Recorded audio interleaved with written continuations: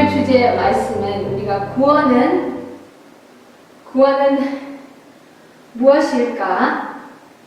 또 구원은 누구신가? 이 주제로 제가 구원에 관한 말씀들을 같이 여러분과 은혜 받고자 이렇게 모아봤습니다. 성경에 보시면 구원이라는 단어가 정말 많이 나와요.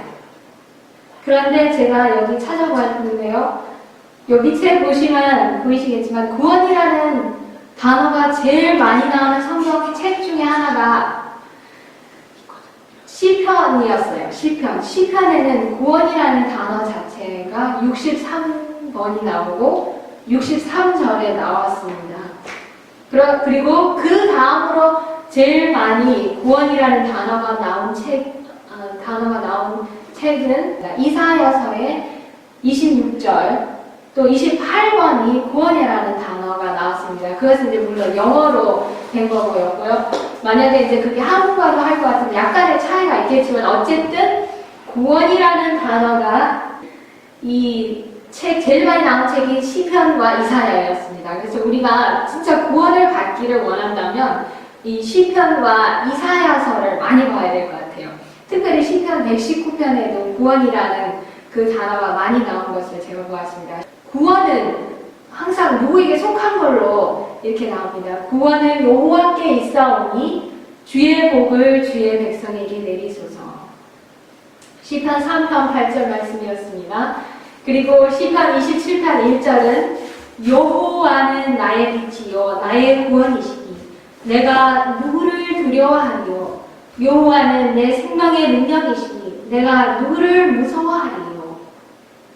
그 다음에 시편 38편 22절에 속히 나를 도우소서 주 나의 구원이시요. 그 다음에 시편 50편 23절에는 감사로 제사를 드리는 자가 나를 영화롭게 하나니 그 행위를 옳게 하는 자에게 내가 하나님의 구원을 보이리라. 시편 50편 23절이었습니다. 환난 때 우리가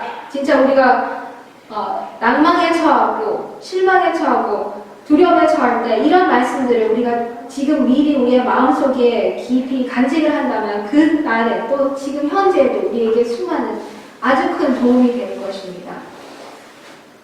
또 이사야에서 구원에 대해서 제일 많이 나오는 책에서 몇 가지 뽑아보았는데요. 보라, 하나님은 나의 구원이시라.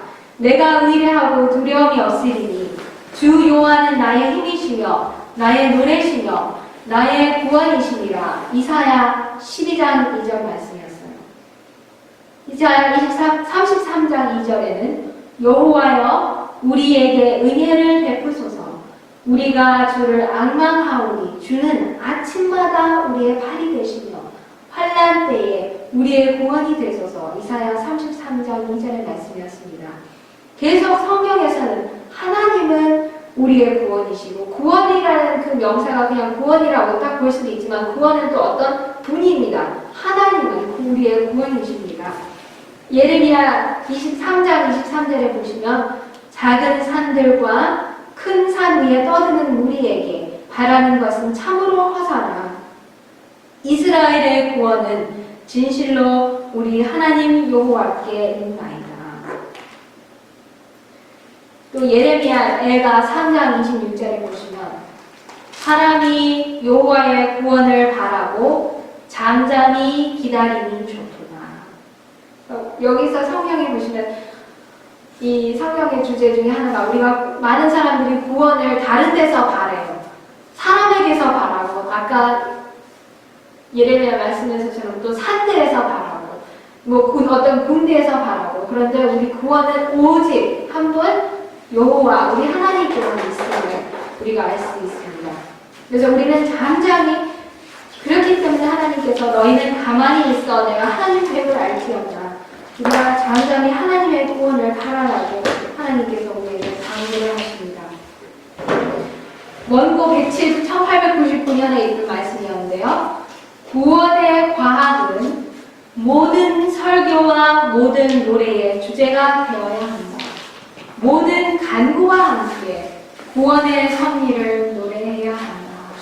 그래서 우리의 모든 노래와 우리의 모든 설교와 우리의 모든 간구는 구원의 과학에 대해서 우리가 노래해야 하고 이야기해야 합니다. 그것을 우리가 생각할 때 우리 그리스도인들에게는 힘이 넘칠 겁니다.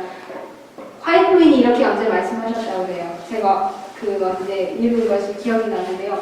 이 세상에 감사할 것이 하나도 없다고 생각되는 사람도 자기를 위해서 돌아가신 예수님께서 자기를 구원하시려고 십자가에 돌아가시고 구원의 소망이 있다는 것, 그 하나 자체로만도 우리는 하루 종일 아침부터 저녁까지 깨어있을 때 항상 구원에 감사해도 부족하다는 그런 말씀을 하셨어요. 그렇지만 우리에게는 그 구원의 확신과 구원의 약속 이외에도 수많은 감사거리가 있지 않습니까? 네, 오늘 그래서 구원의 과학이 모든 설교와 모든 노래의 주제가 되어야 되기 때문에 우리는 날마다 이것을 공부해도 부족하지 않기 때문에 이 주제로 잠시 살펴보도록 하겠습니다.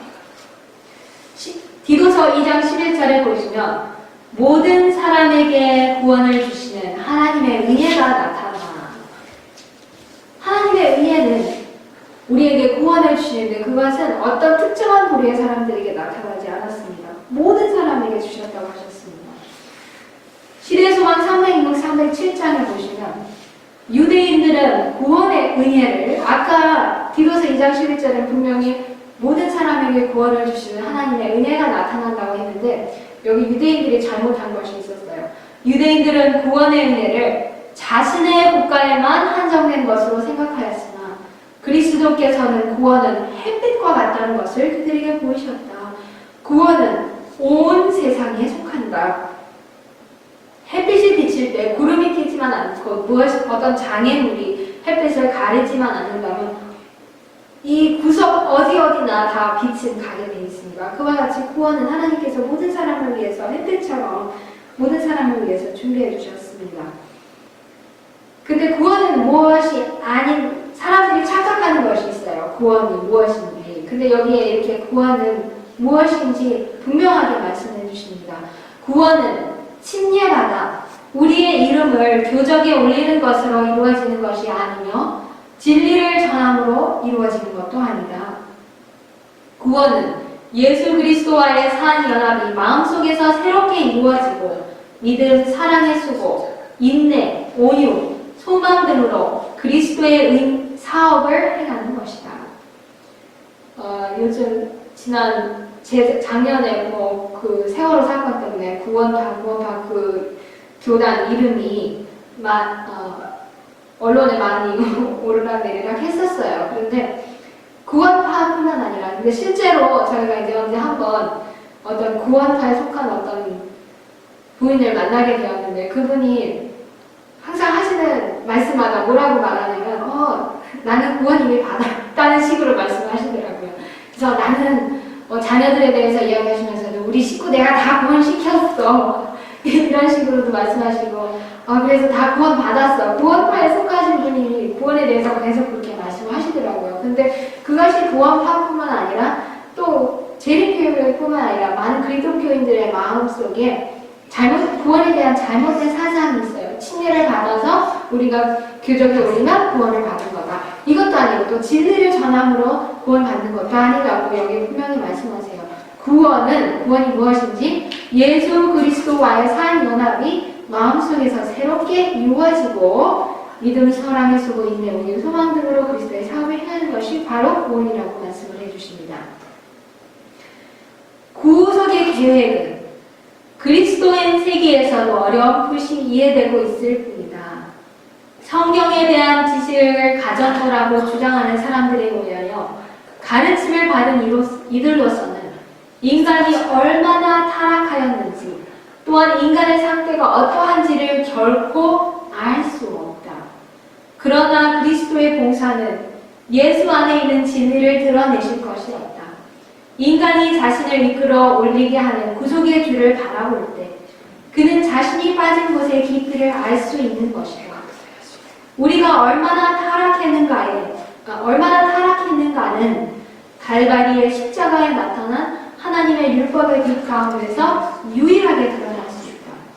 구속, 계획이라고 하셨는데 원래 더 직역을 할 것 같으면 구원의 계획이고요. 영어 그 밑에 보시면 일부러 넣으세요. 영어권에서 참여하신 분이 있기 때문에 제가 영어도 일부러 다 추가를 했는데요.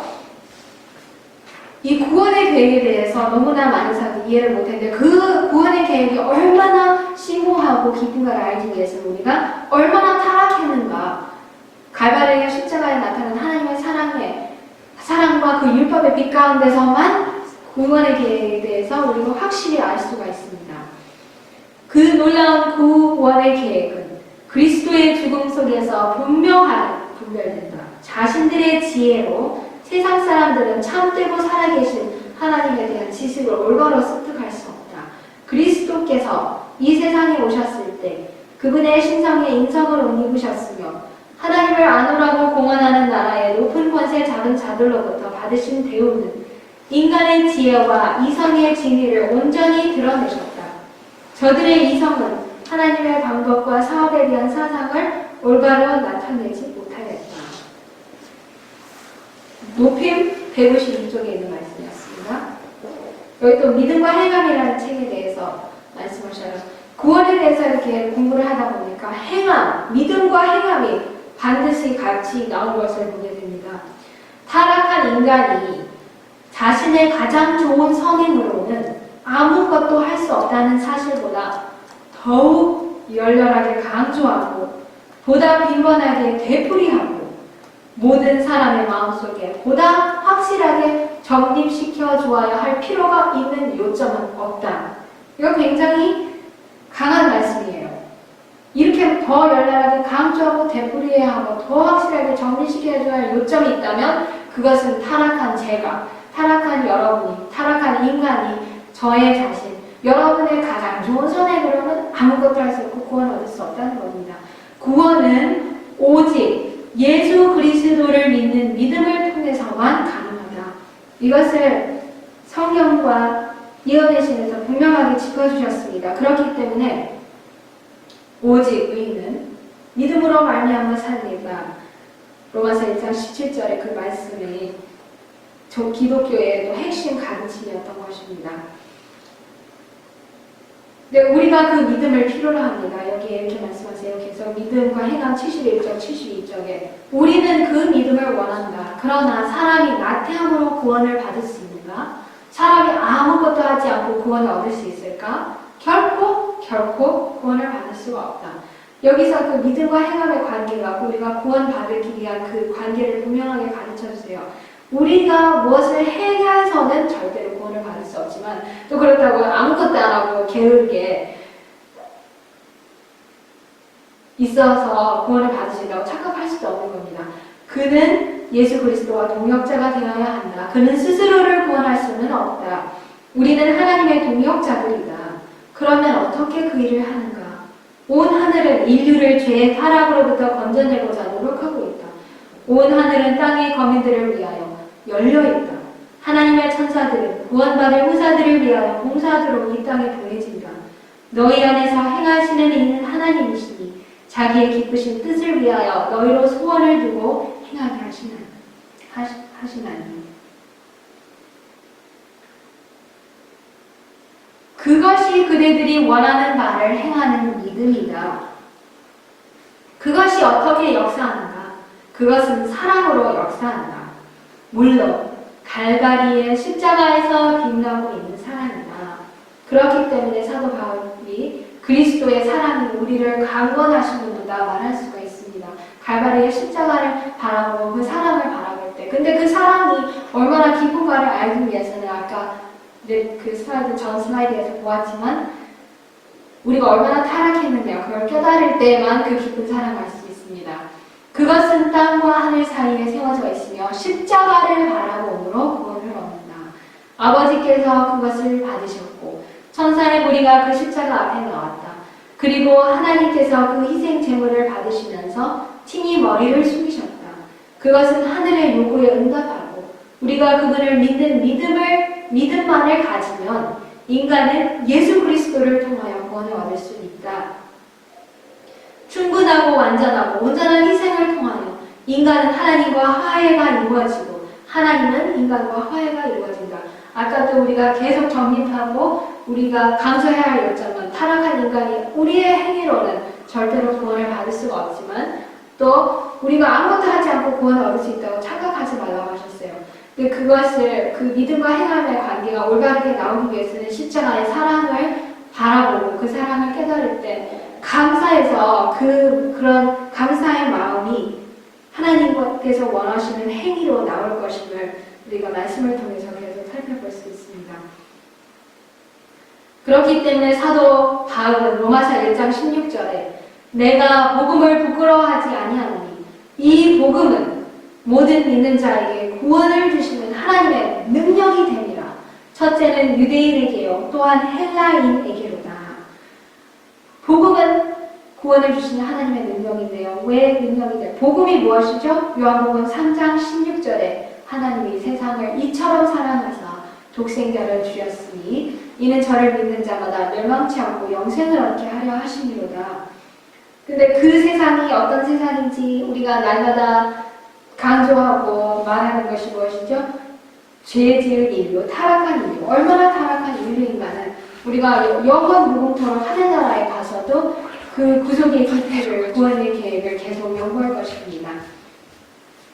근데 그 사랑을 또 지금 이 땅에서부터 깨달을 때 그것이 우리의 삶의 원동력과 능력이 될 것입니다. 그런데 또 사도들이 이것을 확실하게 못 박아주셨죠. 사도행전 4장 12절에 다른 이로서는 구원을 얻을 수 없나니 천하 인간의 구원을 얻을 만한 다른 이름을 우리에게 주신 게 없습니다. 베드로가 말했죠. 너희가 거듭난 것은 너희 조상이 유전한 망령된 행실로 된 것이 아니고 또 은이나 금같이 또 없어질 그런 보배로운 그런 보석들로 이루어진 것이 아니고 오직 흠없고 점없는 어린 양 같은 그리스도의 피로 우리가 거듭나고 구원을 얻는다고 그렇게 말씀을 해주셨어요. 왈덴스인들이 대제트 73쪽에 보시면 왈덴스인들이 그 대제트 장에 보시면 자기들이 이제 몰래 상인으로 또는 이런 행인으로 여러 동네를 다니면서 지혜로, 뱀같이 지혜롭고 비둘기같이 순결함으로 말씀을 전했어요. 말씀을 전할 때 그들이 그 당시, 지금 오늘날이고 그 당시고 온 세계에 편만에 있던 오류 중에 하나가 내가 무엇을 함으로 하나님의 율법을 범한 죄가를 속할 수 있다. 그것이 천주교의 또 가르침이거든요. 근데 그들은 선을 행함으로 하나님의 율법을 범한 죄과를 속할 수 있다고 하는 교리가 거짓에 기초된 것이라고 주장하였다. 왈덴스인들이 사람의 공로를 의지하는 것은 그리스도의 무한하신 사랑을 보지 못하게 가로막는다. 타락한 인류는 하나님 앞에 자신을 추천할 만한 어떤 일도 할 수 없기 때문에 예수님께서 사람의 희생 제물로 돌아가셨다. 십자가에 못 박히셨다가 부활하신 구주의 공로는 그리스도인의 믿음의 기초가 된다. 아멘. 그리스도께 대한 사람의 의존은 마치 포도나무의 가지가 그 줄기에 붙어있고 사람의 지체가 몸에 붙어있는 것처럼 참으로 사실이며 그분과의 연결은 그처럼 일정해야 한다. 왈덴스인들은 믿음으로 말미암는 의, 하나님께서 주신 이 구원에 대한 이 그리스도의 믿음의 기초를 확실히 깨달았어요. 그래서 타락한 인류, 그것은 할아버지이든 애기든 간에 우리는 하나님 앞에 잘났다고 내 자신을 내어놓을 수 있는 것이 아무것도 없습니다. 그렇기 때문에 구세주 예수님께서 필요한 것이고 예수님의 공로만이 우리 모두를 구원할 것입니다. 그것을 왈덴스인들은 그 중세시대, 암흑시대에 기회를 받고자 하는 사람들에게는 지혜롭게 가르쳤습니다. 그런데 인간에게 있는 한 올무가 있어요. 그것은 무엇인지 여기에서 말씀을 해주십니다. 교만한 마음은 행위로 구원을 얻으려고 힘쓴다. 그러나 하늘에 들어가는 자격과 적합성은 그리스도의 의에서 얻어지는 것이다. 사람이 자신의 연약함을 깨닫고 모든 자부심을 벗어버리고 자신을 하나님께 굴복시키기 전에는 주께서는 사람의 회복을 위하여 아무것도 하실 수 없으시다. 그때의 사람은 하나님께서 주시기 위하여 기다리시는 선물을 받을 수 있다. 아무리 구원은 하나님께 달린 것이고 구원은 하나님께 있지만 또 우리 스스로는 우리 자신을 구원할 수 없지만 구원을 얻기 위해서 한 가지 우리가 해야 될 것은 내가 연약한 걸 깨닫고 자부심을 버리고 자신을 하나님께 굴복시킬 때 하나님께서 우리를 구원하시고 우리를 회복하실 수 있다는 말씀이었습니다. 필요를 느끼는 영혼에게 주지 않으시고 보류하시는 것은 아무것도 없다. 그는 모든 충만이 그 안에 거하는 예수께 무제한으로 접근할 수 있다. 아멘. 요즘 이 사람들이 무제한 인터넷, 무제한 데이터 그런 것이 스마트폰으로 유행이잖아요. 그런데 그거보다 더 값어치 있는 하나님께서 주시는 선물, 우리가 필요를 느끼고 예수님께 구할 때 우리는 예수님께 무제한으로 접근할 수 있습니다. 아멘. 다른 사람들이 예를 들어서 그런 무제한 데이터 플랜이 싸게 나오다가 누구라도 먼저 그걸 가서 잡으려고 하잖아요. 그런데 우리는 하나님께서 주시는 이 무제한의 선물을 우리가 진짜 받으려고 합니까? 먼저 우리의 필요를 알으라고 하십니다. 그래서 이사야 57장 15절에 지존무상하며 영원히 거하며 거룩하다 이름하는 자가 이같이 말씀하시되 내가 높고 거룩한 곳에 거하며 또한 통회하고 마음이 겸손한 자와 함께 거하나니 이는 겸손한 자의 영을 소성케 하며 통회하는 자의 마음을 소성케 하려 함이라. 이사야 57장 15절. 그 다음에 시대의 소망 300페이지 말씀이었습니다.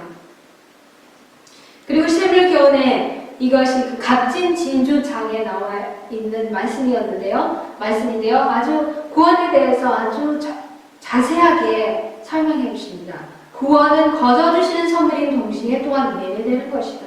왜냐하면 그 값진 진주에 비유해 보시면 그 상인이 값진 진주를 사기 위해서 모든 것을 다 투자했어요. 그냥 거저 주는 거지만 다 투자해야 그 값진 진주를 얻을 수가 있었습니다. 자비하신 하나님께서 주관하시는 시장에서는 고귀한 진주가 돈이나 값없이 매매되는 것으로 묘사되었다. 이 시장에서는 모든 사람이 다 하늘의 보호를 구할 수 있다. 진리의 보고는 모든 사람에게 개방되어 있다. 아멘. 진짜 실물교훈에서 너무나도 귀한 진리의 보석들을 이렇게 표현해 주신 것을 볼 때 감사드릴 수가 없습니다. 여기 보시면 하나님께서 시장을 열어놓으셨는데 이 진주가 아주 값없이 매매된다고 하셨어요. 모든 사람은 이 진주를 그 시장에서 구할 수가 있습니다. 그리스도의 복음은 만민이 가질 수 있는 축복이다. 아무리 가난한 자라도 가장 부유한 사람처럼 구원을 살 수 있는데 이는 세상의 재물이 아무리 많더라도 그것을 가지고는 구원을 살 수 없기 때문이다. 하나님은 공평하신 하나님이세요. 인간이 필요한 모든 것은 거저주십니다. 햇빛도 거저주셔요. 예수님께서 신상복음에 말씀하셨죠. 의인과 악인에게 햇빛을 주십니다.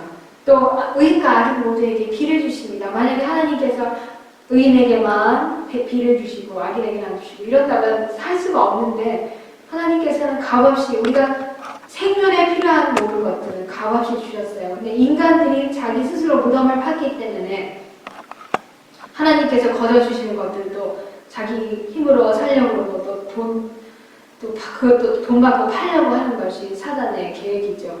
구원은 즐겨 순종하고 우리 자신을 그리스도의 피로 사신 소유물로서 그분께 바침으로 얻을 수 있다. 아멘.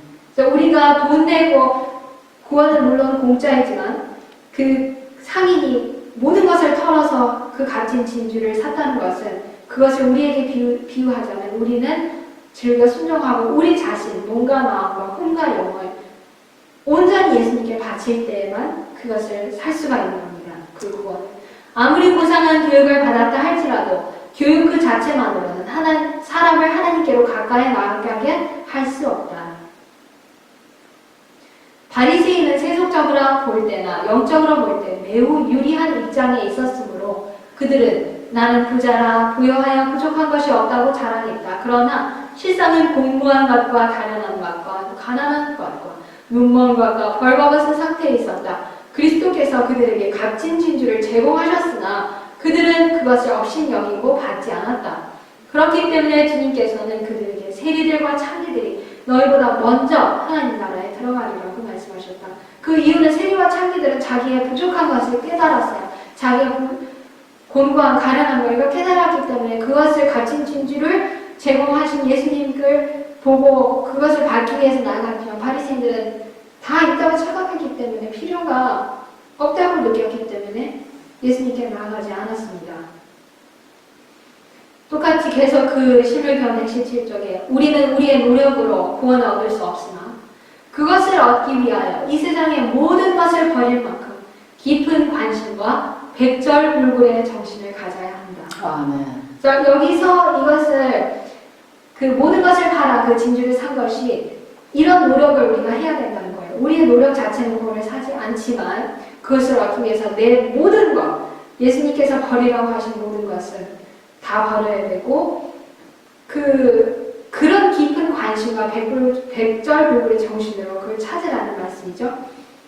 우리는 갇힌 진주를 구해야 하지만 세상을 시장에서 세상의 방법대로 살 것이 아니다. 우리에게 지불하도록 요구된 값은 금이나 은이 아니다. 만약 금이나 은일 것 같으면 부자들만 파는 거라 갈 수 있겠죠. 근데 하나님은 공평하신 하나님이기 때문에 구원을 금이나 은으로 팔지 않습니다. 아멘.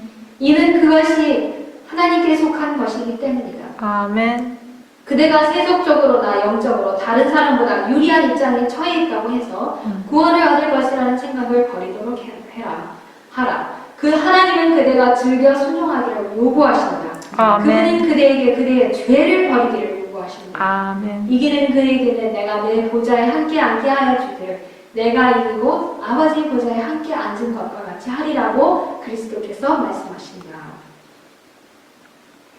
세상에는 하늘 진주를 항상 찾고 있는 것 같이 보이는 사람들이 있다. 그러나 그들은 저희의 좋지 못한 습관을 완전히 끊어버리지 않는다. 그들은 그리스도께서 저희 안에 사시게 하기 위하여 자신에 대하여 죽지 않는다. 그러므로 그들은 귀한 진주를 얻지 못한다. 그들은 불순한 야망과 세상에 대한 애착을 극복하지 못했다. 그들은 십자가를 지고 그 기와 희생의 길을 걸으시는 그리스도를 따라가지 않는다. 그들은 거의 그리스도인이 되기는 하였으나 아직 완전한 그리스도인은 아니다. 그들은 거의 하늘 나라에 가까이 이른 것 같이 보이나 그곳에 들어갈 수는 없다. 구원을 거의 얻었으나 온전히 얻지 못했다는 말은 거의 잃어버렸다는 말이 아니라 완전히 잃어버렸다는 뜻이다. 이거 저는 읽을 때마다 정말로 무서운 말씀으로 저의 마음에 또 여러분의 마음에 와닿기를 간절히 기도합니다. 우리가 거의 그리스도인이 되는 것으로 만족하면 안 됩니다. 구원을 거의 얻은 것으로 만족하면 안 됩니다. 거의 얻을 뻔하고 이런 것들은 완전히 잃어버렸다는 뜻이거든요. 근데 여기서 보시는 바와 같이 우리가 구원을 완전히 얻으려면 우리가 좋지 못한 습관을 끊어버리고 세상의 모든 알착과 야망을 다 끊어버리고 예수님을 온전히 따를 때에만 그 갇힌 진주를 살 수가 있을 것입니다. 아멘. 아멘. 에베소서 2장 8절에 너희가 그 은혜를 인하여 믿음으로 말미암아 구원을 얻었나니 이것이 너희에게서 난 것이 아니요 하나님의 선물이라고 하셨어요. 구원은 믿는 자에게 값없이 주어지는 선물로서 오로지 그리스도를 인하여 그에게 주어진다.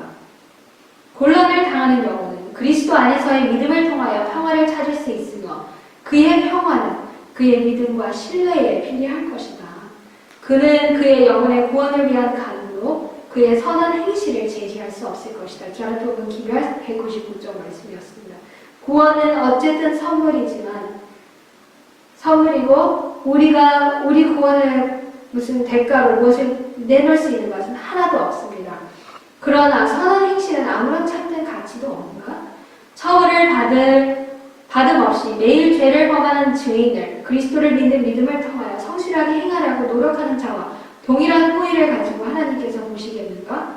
성경은 우리는 그의 만드신 바라 그리스도 예수 안에서 선한 일을 위하여 지으심을 받은 자니 이 일은 하나님이 전에 예비하사 우리로 그 가운데서 행하게 하려 하십니다. 아멘. 왜냐하면 여러분들도 공부하시다 보겠지만 또 이 사람들을 접하다 보면 이 한 가지를 깨달아요.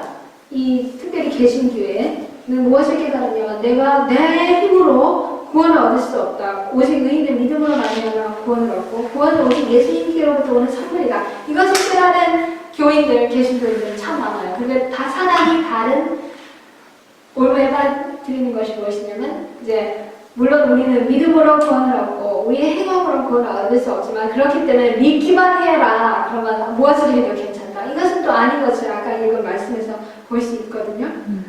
진짜 구원을 얻은 사람은 또 얻을 사람들은 그런 마음대로 살지 않을 것이죠. 그분의 거룩한 섭리 가운데 그분의 과분한 호의를 통하여 하나님은 선한 행실이 보상을 받도록 정하여 놓으셨다. 우리는 그리스도의 공로만을 통하여 받아들여지며 우리가 행한 긍휼의 행동들, 자선의 행위들은 믿음의 열매들이다. 그리고 그것들은 우리에게 축복이 된다. 이는 인간은 그들의 행위에 따라 보상을 받게 되어 있기 때문이다. 우리의 선행이 하나님께 받아들여질 만한 것이 되게 하는 것은 그리스도의 공로의 향기이며 우리로 하여금 그분께서 우리에게 보상하시는 그 행위를 할 수 있게 하는 것은 그분의 은혜이다. 아멘. 우리의 행위는 그 안에 그 자체에 아무런 공로를 가지지 못한다. 우리가 행할 수 있는 모든 것을 행한 후에도 우리는 스스로를 무익한 종으로 간주해야 한다. 아멘. 우리는 하나님의 감사를 받을 자격이 없다. 우리 인간이 또 무엇을 한다며 내가 뭐 하나님께 감사를 받고 하나님이 나를 이렇게 어여쁘게 보시겠지, 또 이렇게 칭찬해 주시겠지. 그렇게 할 자격으로 자신을 보는 것조차도 이건 오류인 것을 여기서 보게 됩니다. 우리는 우리의 의무를 행했을 뿐이요. 우리 행위는 우리 자신의 죄된 속성의 힘으로는 성취될 수 없었던 것이다. 여기서 속성이라는데 원래는 죄된 본성이에요. 이거 다른 주제, 그것 자체도 다른 주제이지만 물론 연결된 주제이지만 그것도 그 주제를 넣고 계속 연구해도 끝이 없는 주제인데 우리 본성의 죄된 본성의 힘으로는 율법을 지킬 수가 없어요. 그것을 성경에서 또 예언의 신에서 분명히 가르쳐 줍니다.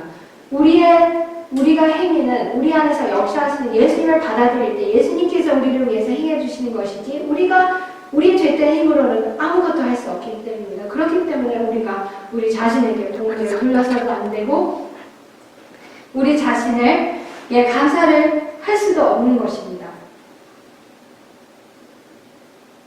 많은 사람들은 구원을 위하여 필요되는 온갖 것은 예수님을 믿는 것이라고 가르치나 주께서는 진리에 관하여 무엇이라고 말씀하시는가? 행함이 없는 믿음은 죽은 것이니라. 우리는 선한 싸움을 싸우며 영생을 붙들며 십자가를 지며 자신을 부인하며 육체를 거스려 싸움을 하며 구주의 발자취를 날마다 따라가야만 한다. 이것이 우리의 믿음의 싸움입니다. 그것은 아까 그분을 알려내어 거기에 있었고요. 구원을 얻는 데 있어서 그대가 할 일이 아무것도 없다고 생각하는 것은 무서운 잘못이다. 그대는 하늘의 대리자들과 더불어 협력해야만 한다. 얼마 전에 제가 어떤 이야기를 들었는데 나무늘보가 있잖아요. 여러분들 나무늘보 아시죠? 나무늘보는 평생을 거의 평생에 거의 70%가 80%인가를 잠만 자는데 사용한다 그래요. 그래서 어떤 본 사람에 의하면 먹는 것도 귀찮아한다 그래요. 먹기도 귀찮아서 주인이 억지로 입에다가 음식을 밀어 넣는데 그것도 잘 먹고 안 먹고 자기만 하더라는 거예요. 근데 우리가 구원을 얻는데 그런 식으로 구원을 얻는다고 생각하는 무서운 오류가 그리스도인들에게도 있습니다. 그래서 오늘 그 주제로는 연구를 하지 않지만 예언의 보시면 어떤 이들은 영적인 나무늘보다 이런 말씀들도 있거든요. 영적인 나무늘보. 그래서 우리는 절대로 영적인 나무늘보가 되지 않기를 기도하고 노력해야겠습니다. 하늘의 대리자들과 협력합시다. 그 길을 높이 쳐들어야 할 십자가가 있으며 영원한 도성에 들어가기 전에 버려야 할 벽이 있으며 진주문에 도달하기 전에 기어 올라가야 할 사다리가 있다. 그대가 그대의 무능함과 연약함을 인식하고 도움을 위하여 부르짖는다면 하늘 도성에 열린 창문으로부터 나의 힘을 의지하라고 말씀하시는 주의 음성이 들려올 것이다. 아멘. 사람들이 구명 보트가 이렇게 어떤 예를 들어서 바다에 배가 파산을 했다든지 비행기가 추락을 했다든지 구명보트를 딱 내려주고 구명조끼를 내려주는데 그런 것들을 그런 구명사단이나 자기 스스로도 또 협력을 해야 되잖아요. 구원해주는 구조대원과 협력하지 않고 그냥 누워가지고 구원해주지 그런 거하고 같이 협력하는 사람하고는 차이가 분명히 있는데요. 우리 구원에서도 그와 마찬가지입니다. 아무리 구원을 얻으려고 해도 구조대원들이 구원해주지 않으면 소용이 없지만 또 협력을 할 때 구원을 얻듯이 우리도 하늘이 우리를 위해서 내려주신 구명조끼, 구명복도 이런 것들을 우리가 구원을 얻기 위해서 협력을 또 해야 합니다. 아멘. 우리가 순종함으로 구원을 얻는 것은 아니나 대개 구원은 믿음으로 말미암아 얻는 하나님의 값없이 주시는 선물이다. 그러나 순종은 믿음의 열매이다. 그가 우리 죄를 없이하려고 나타나신 바 된 것을 너희가 아나니 그에게는 죄가 없느니라. 그 안에 거하는 자마다 범죄하지 아니하나니 범죄하는 자마다 그를 보지도 못하였고 그를 알지도 못하였느니라. 이것이 참된 증거이다. 우리가 그리스도 안에 거하고 하나님의 사랑이 우리 안에 거하면 우리의 감정과 사상과 목적과 행동은 하나님의 거룩한 율법의 표현된 하나님의 뜻과 일치하게 될 것이다. 그리스도를 나타낸 274쪽의 말씀이었습니다. 그래서 사도 바울은 빌립보서 2장 12절에 그러므로 나의 사랑하는 자들아 너희가 나 있을 때뿐만 아니라 더욱 지금 나 없을 때에도 항상 복종하여 두렵고 떨림으로 너희 구원을 이루라. 아멘. 우리가 여기서 해야 할 일을 사도 바울은 말씀해 주셨습니다. 그리스도는 우리의 구원의 유일한 소망이시다. 그러나 우리는 날마다 믿음으로 우리 각자의 구원을 이루어야 하며 자만하는 태도로가 아닌 두렵고 떨림으로 그 일을 이루지 않으면 안 된다는 것도 또한 사실이다. 우리는 주님의 사업을 행함에 있어서 우리의 가진 모든 능력을 사용해야 하며 우리가 최선을 다한 뒤에도 우리는 여전히 자신을 무익한 종으로 생각해야 한다. 아까 가르폰 기부와 3번에 비슷한 말씀이죠. 이건 원고 27쪽인데요. 27. 하나님의 능력이 우리의 노력과 연합할 것이며 우리가 믿음의 팔로 하나님께 매달릴 때 그리스도께서는 우리에게 당신의 지혜와 의를 나누어 주실 것이다. 이와 같이 그분의 은혜를 통하여 우리는 확고하고 든든한 기초 위에 세워질 것이다. 그래서 하나님 하늘에서 내려주시는 구명보트 또는 구명조끼를 우리는 믿음의 팔로 예수님께 매달려야 할 것입니다. 여기서 그 구원에 대해서 이 부조와 선지자 430일 쳐다보면 그 뱀에게 물린 자마다 그 장애에서 아주 자세하게 또 이렇게 우리에게 설명해 주십니다. 일찍이 이 세상에 살았던 모든 자들은 모두 다 옛뱀, 곧 마귀라고도 하고 사단이라고도 하는 자의 치명적인 도가에 물렸다. 이것이 우리가 깊이 생각해봐야 할 말씀입니다.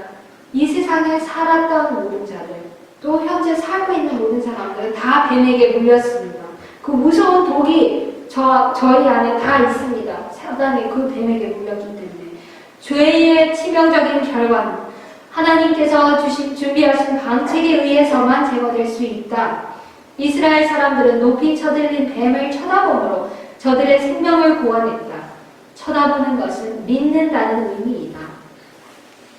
이스라엘 백성들은 하나님의 말씀을 믿고 그들의 회복을 위하여 준비된 방법을 의지하여 생명을 구원했다. 그처럼 오늘날의 죄인들도 그리스도를 쳐다보므로 구원을 얻을 수 있다. 아멘. 즉 죄인들은 속죄의 희생에 대한 믿음을 통하여 용서를 받는다. 활력이 없고 생명이 없는 상징물과는 달리 그리스도께서는 친히 회개하는 죄인을 고칠 수 있는 능력과 효능을 가지고 계십니다. 그래서 저와 여러분이 할 이 첫 번째 의무는 내가 뱀에게 물린 것을 인정해야 합니다. 인정하고 그 뱀에게 물렸으니 내 자신의 힘으로 그 뱀의 독을 치료해보려고 힘쓴다면 옛날 이스라엘 백성들처럼 죽을 것입니다. 하나님께서 매달아 놓으신 그 뱀을 쳐다보지 않은 모든 이스라엘인들은 다 죽었습니다. 그렇지만 믿음으로 그걸 바라보는 모든 사람들은 다 살았습니다. 비록 죄인들은 자기 스스로 구원함을 받을 수 없지만 구원을 얻기 위해서는 해야 할 일이 있다.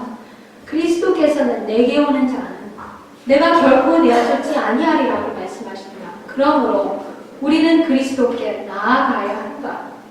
우리가 죄를 회개할 때에 그리스도께서 우리를 받아주시고 용서해 주실 것을 믿어야 한다. 아멘. 믿음은 하나님의 선물이나 믿음을 행사하는 능력은 우리의 것이다. 믿음은 영혼이 하나님께서 제공하시는 은혜와 자비를 붙잡는 손이다. 아멘. 그래서 여기서 구원을 얻기 위해서 항상 믿음과 행함, 또 이것이 항상 이렇게 같이 결부되어서 나옵니다. 믿음은 영원히 하나님께서 제공하신 은혜와 자비를 붙잡는 손이다. 구명보트를 내려줄 때 그걸 꽉 잡지 않고 또 그 사닥다리를 잡지 않는다면 구원을 얻기가 힘들 것입니다. 그리스도의 의밖에는 아무것도 우리에게 은혜스러운 은혜의 축복 단 한 가지도 받을 권리를 주지 못한다. 이 축복을 얻으려고 오랫동안 갈망하고 노력한 자들이 많으나 받지 못하는 그들이 스스로 이 축복을 받기에 합당한 무슨 일을 해보려는 생각을 품은 까닭이었다. 그것이 중세 시대에 수많은 이 천주교에 로마 천주교에 몸담고 있었던 사람들, 특별히 개혁자들, 그 중에 한 예가 로마 천주교의 승려였던 루터였죠. 루터가 자기 행함으로 어떻게 구원을 얻어보려고 온갖 것을 다 했습니다. 대쟁투에 보시면 아마 행함으로 구원을 얻을 중이 있다면 자기는 얻을 수 있었을 거래요. 만약 행함으로 얻을 수가 있다면, 왜냐하면 안 해본 것이었고 자기를 고행시켜보지 않은 고행이었고 해볼 거는 다 했는데 그래도 마음에 평안이 없더라는 거예요. 그런데 루터에게 한 친구가 나왔잖아요. 네 자신을 쳐다보지 말고 너를 구원하실 수 있는 예수님을 바라보아라. 그 친구가 루터에게 예수님을 소개해 주었습니다. 그 경험을 우리 모두는 해야 할 것입니다. 그들은 시선을 자신에게서 돌리고 예수를 모든 것을 충족시키는 구주로 믿지 않았다. 우리는 우리의 공로가 우리를 구원하리라고 생각지 말아야 한다. 그리스도께서만이 우리의 유일한 구원의 소망이시다. 아멘. 천하 인간의 구원을 얻을 만한 다른 이름을 우리에게 주신 이 없습니다. 하나님을 전적으로 신뢰하고 죄를 용서하시는 구주로서 예수의 공로를 의지할 때 우리는 우리가 바라는 모든 도움을 받게 될 것이다. 아멘. 아무도 마치 자기 자신을 구원할 능력을 가진 것처럼 자기 자신을 바라보지 말라. 그래서 여기서 이렇게 보니까 자기 자신을 바라보는 것은 어떤 의미냐면 내가 무엇을 해서 내 구원을 이룰 수 있다는 그 착각 속에 빠지기 때문에 또 자기를 바라보는 거예요. 예수께서는 우리가 이 일을 하기에 무력하기 때문에 우리를 위하여 죽으셨다. 한 가지 우리가 자신을 볼 때 깨달아야 할 것은 내가 나의 무가치하고 내 힘으로는 내 본성, 내 죄된 본성의 힘으로는 율법의 1.1획도 지킬 수 없다. 이것을 깨닫는 것이 우리의 의무고 우리의 할 일이지만 우리 자신에게서는 그 구원할 능력이나 율법을 지킬 힘도 나오지 않기 때문에 쳐다보면 살리라 그 약속을 믿고 우리는 예수님을 보아야 합니다. 근데 예수님을 바라볼 때 특별히 갈바리의 십자가에 달려 돌아가신 예수님, 그때만이 우리는 하나님의 사랑이 보일 것이고 내가 얼마나 무가치한 사람인지 보일 것이고 그 사랑에 감동되었기 때문에 그 사랑에 관관되어서 하나님께서 원하시는 그 행위가 우리의 삶에서 나올 수 있을 것이고요. 그 행위가 나올 때에도 우리는 우리 자신에게 영광을 돌리지 않을 것입니다. 오직 우리 자신을 무익한 종으로 여기고 모든 영광은 보좌에 앉으신 이와 어린 양께 돌릴 것입니다. 아멘. 예수 안에는 우리의 소망과 우리의 칭의와 우리의 의가 있다. 우리에게 죄가 많음을 알게 될 때에 낙심하거나 우리에게 구주가 없는 것처럼 두려워하거나 구주께서 우리에게 은혜 베푸실 생각이 없는 것처럼 여기지 말 것이다. 예수께서는 무력한 우리에게 당신께 나아와 구원함을 얻도록 초청하고 계신 것이다. 아멘. 너희들이 무력하냐? 그걸 아르니 다행이다. 나한테 나와서 구원함을 받으라. 이것이 예수님의 초청입니다. 그렇기 때문에 예수님께서 요한복음에 내게로 오는 자는 내가 결코 내어쫓지 아니하리라고 그 귀한 약속을 말씀해 주셨습니다. 베드로전서 2장 8절 9절에 보시면 예수를 너희가 보지 못하였으나 사랑하는도다. 이제도 보지 못하였으나 믿고 말할 수 없는 영광스러운 즐거움으로 기뻐하니 믿음의 결국 곧 영혼의 구원을 받으리라. 믿음의 결국은 영혼의 구원인 것을 사도 베드로가 말씀해 주셨습니다.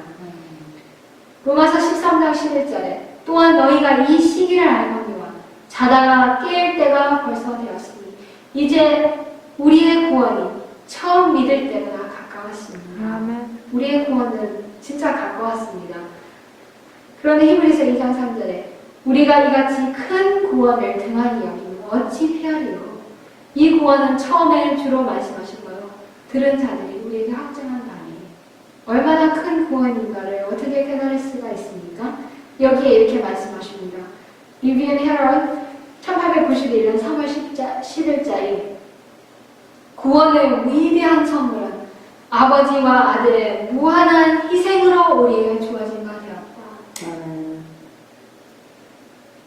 이게 오늘은 뭐 시간이 없어서 거의 넣지 않은데요. 다른 이용의 신의 또 이 화이트보드에 글에 보시면 우리의 구원을 이루기 위해서 하늘 자체도 위기에 처했다고 했어요. 하늘 자체도 하나님께서 이렇게 막 어떤 거 하나님 아버지께서 하늘도 잃어버릴 수 있는 그런 가능성도 있는 그런 가능성을 아버지께서 아셨지만 그 아들을 내어주셨어요. 그 무한한 희생을 우리는 영원 무궁토록 깨달을 것이고 영구에도 계속 깨달아야 할 것입니다. 그러므로 구원을 등한히 하는 것은 아버지와 또한 아버지께서 보내신 그 아들을 아는 것을 등한히 하는 것이다. 구원의 경륜의 높이와 넓이는 비길 데 없는 장엄함을 갖고 있고 그것만이 영적 식별력을 주고 우리가 그것을 명상할 때 그것은 점점 위대한 것이 된다. 십자가에서 돌아가시는 예수님을 바라보고 거기서 죄가 없이 고통당하시는 분에게 우리의 죄가 놓여짐을 알게 될 때 우리의 머리는 주님 앞에 경탄과 사랑으로 숙여지는 것이다. 그래서 이렇게 아버지와 아들의 무한한 희생으로 하늘 자체도 위기에 처해서 우리에게 주신 그 놀라운 구원의 선물을 우리는 등한히야만 할 말이 없을 것입니다. 그래서 여기에 보시면 계시록 7장 10절에 보시면 구원받은 백성이 무엇이라고 외치죠? 큰 소리로 외쳐가로되 구원하시니 보좌에 앉으신 우리 하나님과 어린 양에게 이르다. 구원을 받은 우리는 내 자신에게 영광을 돌리지 않습니다. 영원 무궁토록 그 아버지의 사랑과 또 예수님의 희생, 이 두 분의 희생을 감사 찬양하기 때문에 영원 무궁토록 이 종려 나무 가지를 흔들면서 이 찬미를 부를 것입니다. 그런데 우리가 친히 몸소 그곳에 가서 우리가 모든 천사들과 함께 또 특별히 구원받은 백성들과 함께 이 찬미를 부르기 전에 거기서 부르기 전에 먼저 이 땅에서 구원의 기쁨과 구원의 노래를 부르는 우리 모두가 되기를 간절히 기도합니다. 그렇기 때문에 아까도 서두에 보여드렸지만 구원의 계획은 모든 설교의 주제와 모든 찬미의 주제가 되어야 된다고 하셨습니다. 우리 큰 구원을 감사하시면서 그것이 우리의 삶의 원동력이 되어 하나님께 기쁨을 드리는 구원